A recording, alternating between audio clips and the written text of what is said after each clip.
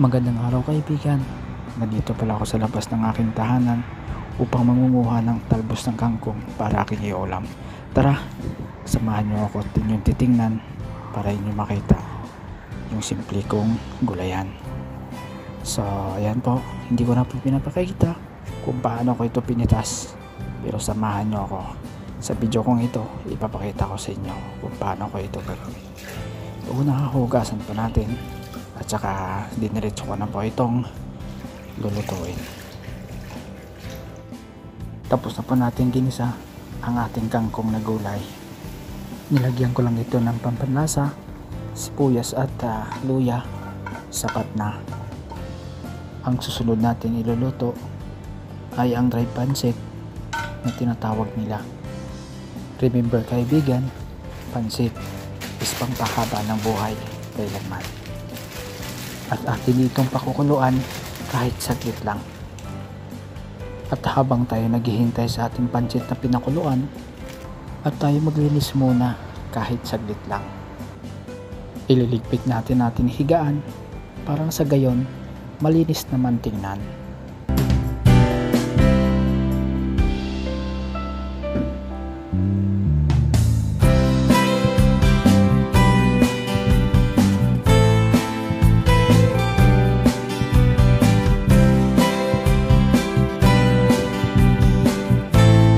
At syempre, hindi makukumpleto ang paglilinis kung hindi mawawalisan. Dahil importante din ang sahig kung malinis tingnan. Kaya kung may time, walis-walis din naman. Di ba kaibigan? Para sa kapwa ko OFW na lumalaban, kaya mo yan kaibigan.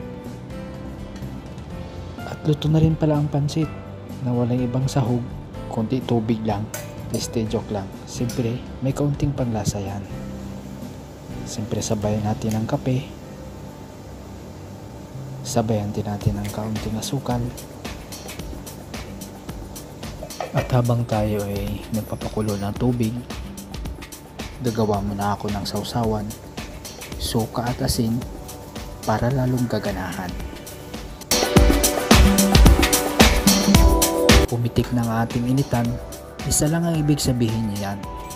Na-ready na siya, ibubuhos sa kape natin na pangumagahan. Tamang kain lang para magiging healthy sa katawan. Dahil may kasabihan, ang sobra ay masama din daw yan, lalong-lalo na sa ating katawan. Yan ang panginhintay na kaibigan. Tara nata ko iyong sabayan.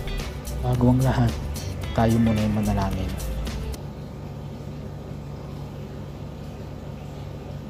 Pero bago natin simulan ng kwentuhan kaibigan, gusto ko rin sanang pasalamatan ang mga taong nagsusuporta sa aking munting tahanan.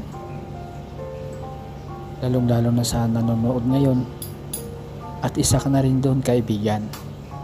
Alam mo kaibigan, isa rin din ako sa nahihirapan makakuha mo ng kwento, lalong-lalo na pag sinabing OFW. Pero wala kayong makikitang OFW na umiiyak na hawak ang resibo. Alam mo ba kaibigan kung anong resibo ang tinutukoy ko? Oo yan, yung hawak mo na yan.